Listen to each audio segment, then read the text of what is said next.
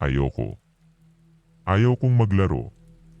Takot ako, protesta ni Mhaila. Karaniwan naman si Mhaila na hindi takot, ngunit sa kanyang opinyon, ang sinasuggest ng kanyang best friend ay sobrang delikado. Gusto ni Karen na sumama si Mhaila sa ilang mga babae sa klase na naglalaro ng Ouija board na dinala ni Maria sa paaralan ngayong araw. Ito ay unang linggo ng Disyembre, at ang buong paaralan ay naghahanda para sa Christmas contest.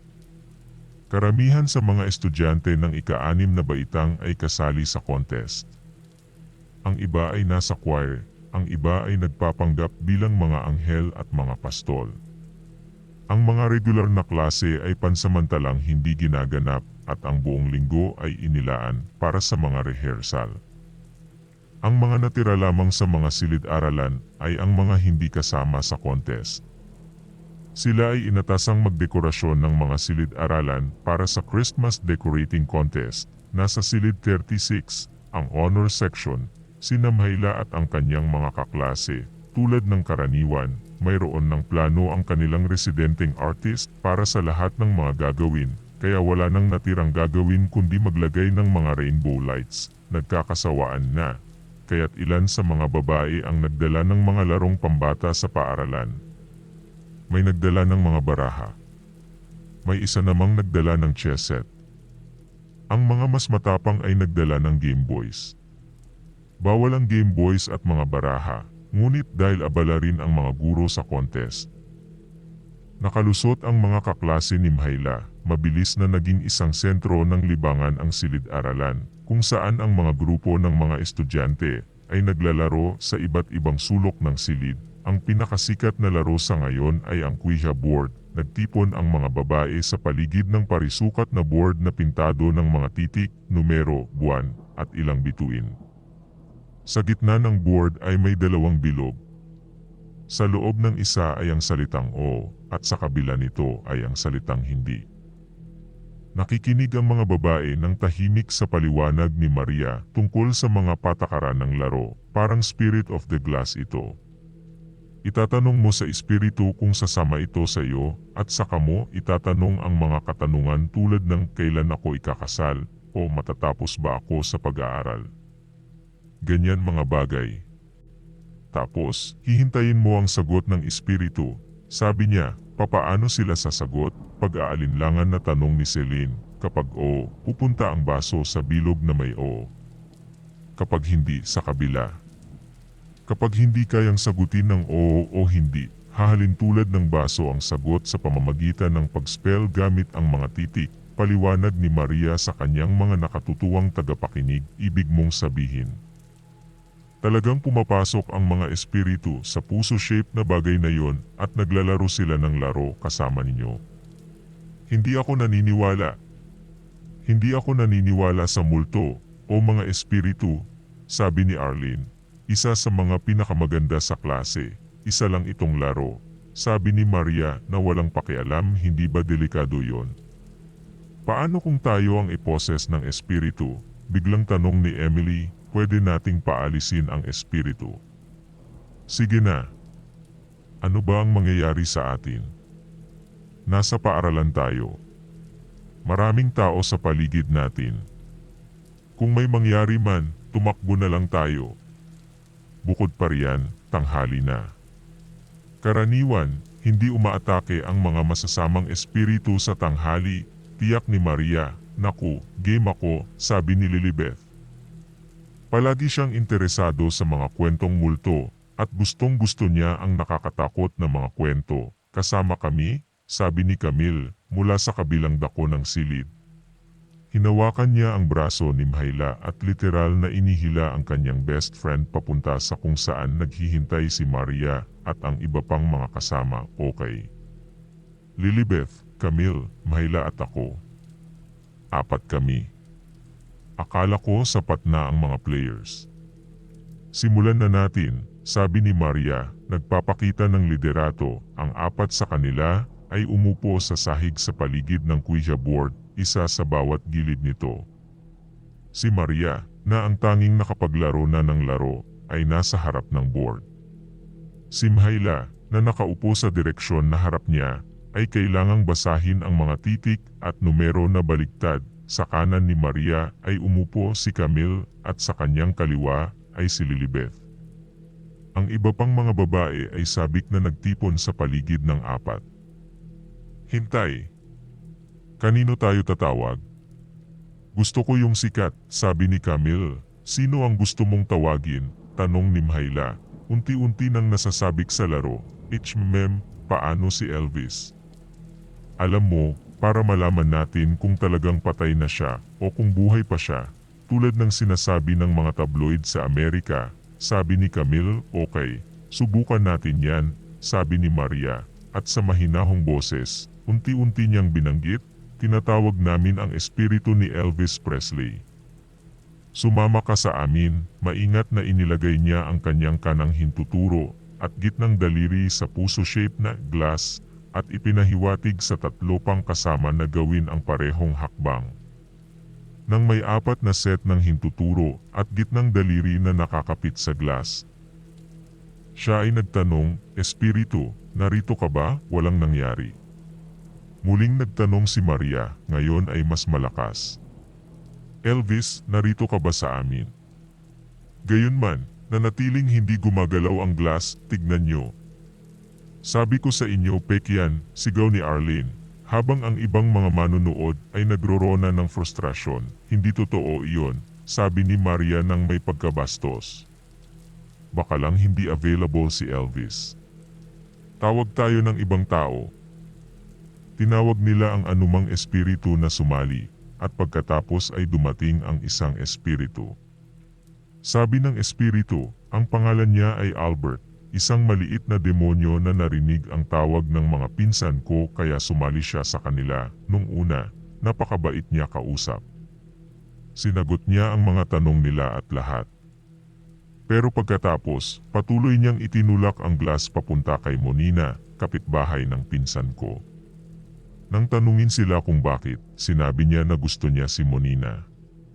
Tapos bigla na lang, pupunta ang glass sa mga titik na H at A. Ganun lang, paulit-ulit. Yun pala, tawa lang siya, kwento ni Lilibeth, baka mayroong nagtulak sa glass, alam mo, naglalaro ng biro sa kanila, sabi ni Emily. Yan din ang iniisip ng pinsan ko. Kaya sinabi niya sa lahat na bitawan ang glass. Pero patuloy pa rin itong gumagalaw papunta sa titik na H. Lahat sila'y sumigaw at tumakbo palabas ng kwarto. Matapos mga 10 minuto, bumalik sila at nagtanong, Espiritu, nandito ka pa ba? Naglagay sila ng kanilang mga daliri sa glass, at ang glass ay gumalaw papunta sa Y-S, at pagkatapos ay muling gumalaw papunta sa titik na H. Lahat sila'y sumigaw ulit at tumakbo palabas ng kwarto. Isa sa kanila ang bumaligtad ng glass para palayain ang espiritu ni Albert.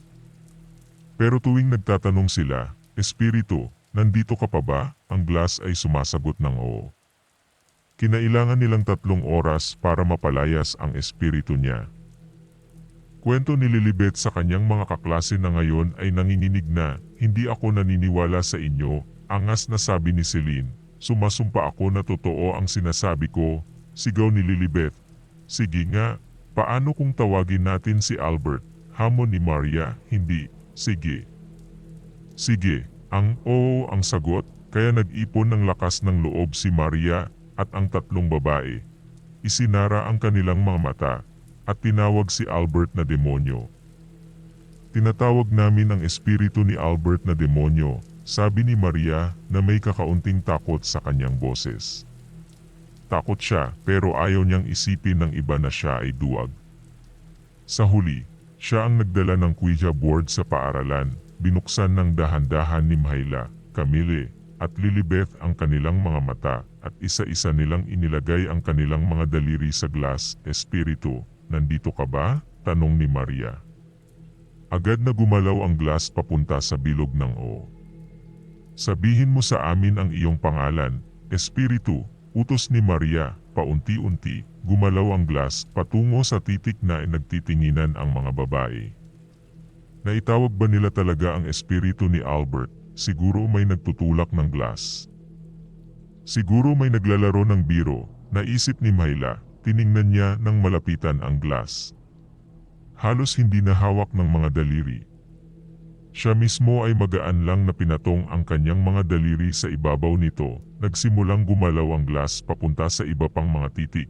Albert, binuo ng glass ang pangalan ni Albert. Nagsimula silang magtanong sa glass, "Sino ka? Gaano ka katanda? Paano ka namatay? Saan ka ngayon?" Sumusunod naman ang espiritu ng Albert sa mga tanong. Albert, isang adik sa droga. 16 anyos, binaril sa ulo. Habang gumagalaw ang pointer papunta sa titik na L, ilang mga babae ang sumigaw, "SHHH. Gusto niyo bang mahuli tayo ni Miss?" Sabi ni Lilibeth na galit. "Sorry," nahihiyang sabi ni Arlene. Pagkatapos, nagsimula ang mga babae na magtanong ng mga katanungan tulad ng, "Makakahanap ba ako ng boyfriend?"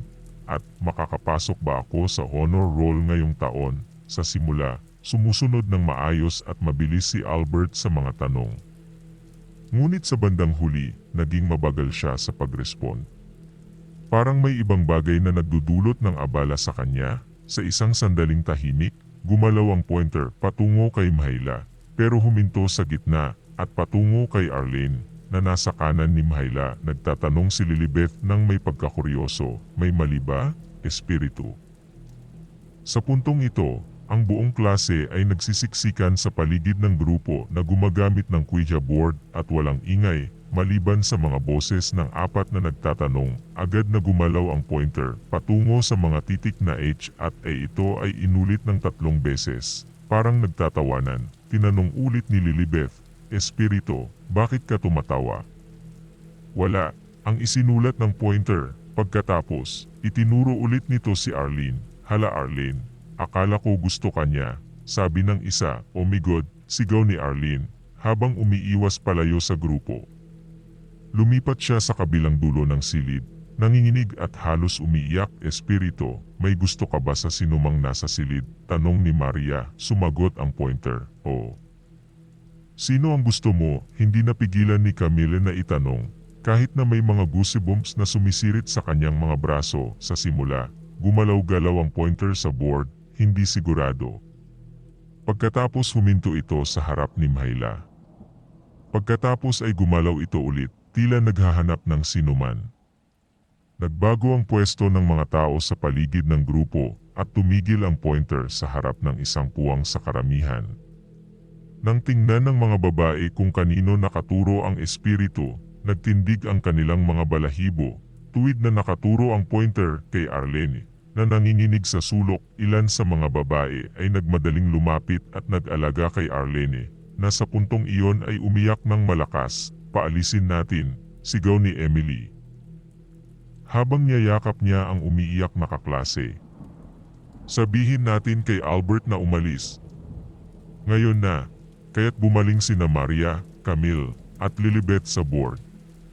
Bigla nilang napansin na si Myla ay tahimik na nakaupo, ang kanyang mga mata ay nakatitig ng walang kahulugan sa harap. Mukha siyang nasa catatonic state. Binulungan ni Camille siya ng maingat, ngunit nanatiling nasa isang trance si Myla. "Myla, okay ka lang ba?" "Anong nangyari?" tanong ng 3 babae. Mukhang hindi naririnig ni Myla ang anumang sinasabi. Bigla-bigla, gumalaw ang pointer patungo sa mga titik na H at A. Walang sinubukang maglaro pa sa Ouija board pagkatapos ng pangyayaring iyon.